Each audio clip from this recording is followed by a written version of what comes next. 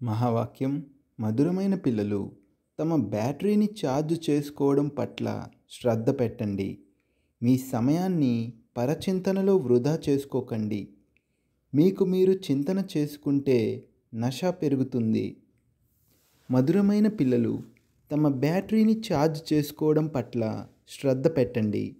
మీ సమయాన్ని పరచింతనలో వృధా చేసుకోకండి. మీకు మీరు చింతన చేసుకుంటే నశ పెరుగుతుంది. ప్రశ్న: జ్ఞానం ఒక్క క్షణానికి సంబంధించినదే అయినప్పటికీ తండ్రికి ఇంత విస్తారంగా అర్థం చేయించాల్సిన మరియు ఇంత సమయం కేటాయించాల్సిన అవసరం ఎందుకు ఉంది? జవాబు: ఎందుకంటే జ్ఞానం అందించిన తర్వాత పిల్లల్లో మార్పు వచ్చిందా లేదా అన్నది కూడా తండ్రి చూస్తారు. ఇంకా మార్పు తెచ్చుకునేందుకు జ్ఞానం ఇస్తూనే ఉంటారు. మొత్తం బీజము మరియు వృక్షము యొక్క జ్ఞానాన్ని ఇస్తారు.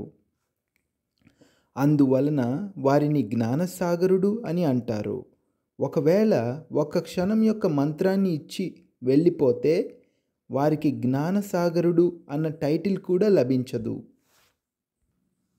ధారణ కొరకు ముఖ్య సారము. మొదటి పాయింట్: ఇతర ఏ విషయాల ఆలోచనలో మీ సమయాన్ని పోగొట్టుకోకండి. మీ నశాలో ఉండాలి. స్వయం గురించి ఆలోచిస్తూ ఆత్మను సతోప్రధానంగా తయారు చేసుకోవాలి.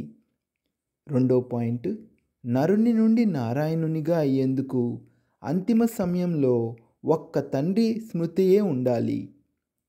ఈ ఉన్నతమైన యుక్తిని ఎదురుగా ఉంచుకుంటూ నేను ఆత్మను అన్న పురుషార్థం చేయాలి. ఈ శరీరాన్ని మర్చిపోవాలి. వరదానము: దాత ఇచ్చిన దాన్ని స్మృతిలో ఉంచుకొని సర్వమోహాల నుండి ముక్తులుగా ఉండే ఆకర్షణ ముక్త భవ.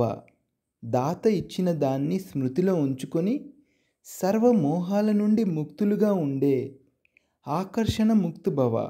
వివరణ: కొంతమంది పిల్లలు వీరిపై నాకు ఎలాంటి మోహము లేదు, కానీ వీరిలోని ఈ గుణము చాలా బాగుంటుంది, లేక వీరిలో ఈ సేవ యొక్క విశేషత ఎంతో ఉంది అని అంటారు.